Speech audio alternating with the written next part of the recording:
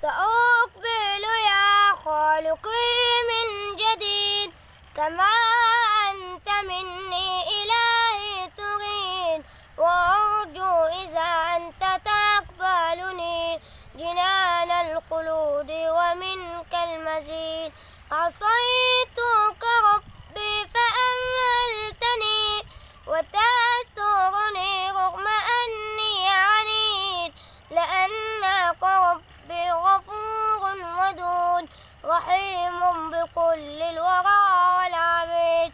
أتيتك يا خالقي باكيا ودمع الأذى كل حين يزيد، وقد قلت في الآي لا تقنطوا وإن تعف عني فذا يوم عيد، وإن تعف عني فذا يوم عيد.